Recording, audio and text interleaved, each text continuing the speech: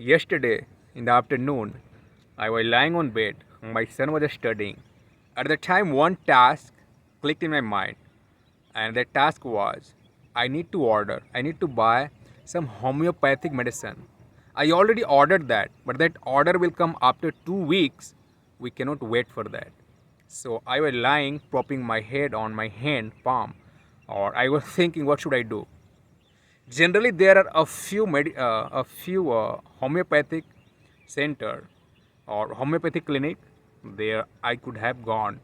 So I just scroll. So last time I went somewhere, I browsed that medical or that medicine center opens around after 5 or 6 in the evening. So I was thinking that I'll go in the evening because I need to go in the evening. In the evening only that opens. But I thought, why shouldn't I explore? There may be some another one. Or that is why I just type this in the Google and type the homeopathic medicine center near me. This is what we type when we try to locate something very near to us. Or I located two. One that already I visited. Second that I didn't go. So I saw that was open. It is showing in the status.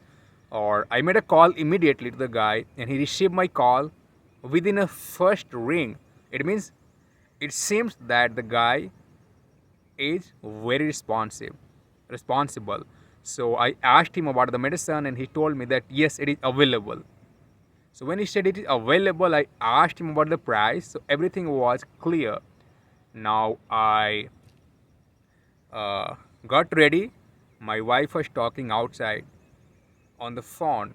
So what happened? The gate, the door. If I keep the door ajar, if wind blow, the gust of wind blows, so that door slam into its frame. It creates a boom, long sound.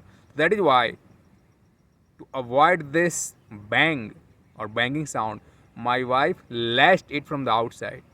So when I wanna open it from inside, it could not because it was locked from outside. So I give her a missed call and she understood. She opened that because she was just near to the door talking with somebody. And I got her ready and when she noticed, because a few minutes ago I was lying on the bed, but now suddenly she noticed that I'm ready to go somewhere, holding helmet in my hand, keys, the bike keys, or wearing the dress to go out. And she got startled. She asked me, "Hey, what happened? Where are you going?" And then I conveyed all the message that I want to go to bring that medicine. So anyway, I descended. I went to the person's clinic. When I reached there, I saw it is closed. I pushed the door. The main shutter was open, but the door was closed. I tried to push it, but it was not open. So I couldn't open it. Now again I made a call to guy and he said, okay, let's wait, I'm coming. And he was staying on the top floor. I mean first floor, and the shop was on the ground floor. The medical was on the ground floor. So he came, he opened, and when he came, I started interacting with him. See, this is the call communication. When we are learning how to communicate well with somebody, so we must be alert. Wherever we are going, we must use this art to enhance, to optimize, to enrich it, so that how greatly we can connect, we can resonate, we can tune with the people, we can get a lot of information, we can share a lot of thought, a lot of idea with somebody.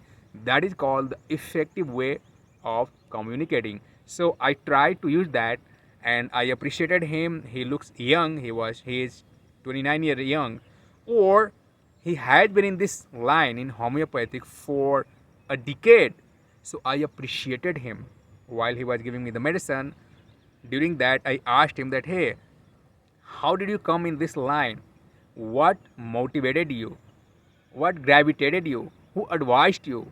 Because you look young, or like you guys, you have great personality. They prefer to become some engineer, some accountant, some other. They want to go in other profession. And then he smiled because it interested him. Why not? Whenever you want somebody to involve in the conversation, you have to appreciate somebody, you have to admire. That is the right way. If you read a book, you learn these all things. I asked him, he smiled, he sat on the chair, he asked me politely, he sit on the chair. And he started talking about him that he belongs to a farmer family. It was destiny. He said it was destiny that brought me in this line.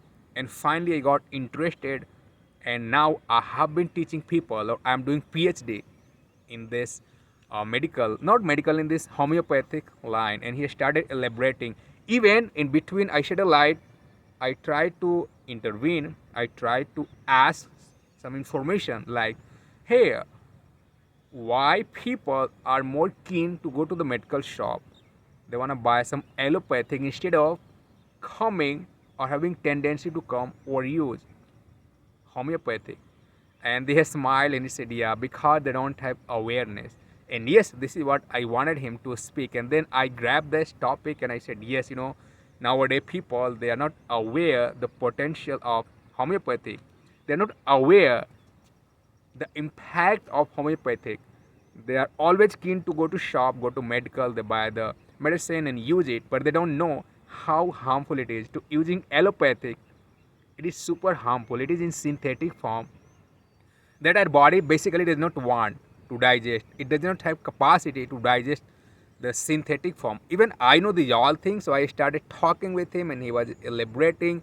Even he went through in more detail. He said that in homeopathic we have same symptoms of many people, but the variety goes different. We cannot give the same medicine. Like when you have cough and cold, and some other guy also he has cough and cold, so we all go to the shop, medical shop, and they give the same medicine, they dispense the same medicine for the both. But no, it is not like that. We must go with the history of the guy, profile with the guy, that what symptoms he had, how many days have you been suffering, what is your story, what is his story, what is his age group, what is his age group. It differ. So he was trying to make me understand when it comes to homeopathics, it differed. That I'm not gonna give you this. I'm not gonna give you the same medicine. Even two people are suffering with the same problem, so I'll give you different varieties. And that is what I understood. I think he said that there are more than 100 varieties of medicine, because in between I cut him, or I jumped into the conversation. I asked him that now, like, everything is being modernized, everything is being upgraded. So I think in the homeopathic, it must be being upgraded in this modern society, high technology age. And again, he smiled and he narrated, yes, in homeopathic, we have upgraded a lot of things. Many things that was not in the past, now it is available. And now he also shed a light on the coronavirus, that coronavirus came in the homeopathic. There was already medicine for that. It was not with the name of coronavirus, but in the same symptoms. So it helped a lot of people during the coronavirus. So you notice that how greatly the homeopathic is being designed, or it carries, it wears the potential, the power to help in any kinds of disease. And that is what he was just pondering over this. I was enjoying, because whenever it comes to health, whenever it comes to something related to mindset, body, I'm always keen to learn about that. I'm always interested, and I was just cultivating this idea. I was trying him to speak more, because that was my task. I'm a communicator, so I was trying him to speak a lot. How much he can speak, I want him to speak, and he was speaking. I was listening, and I was responding, and I was just giving him chance.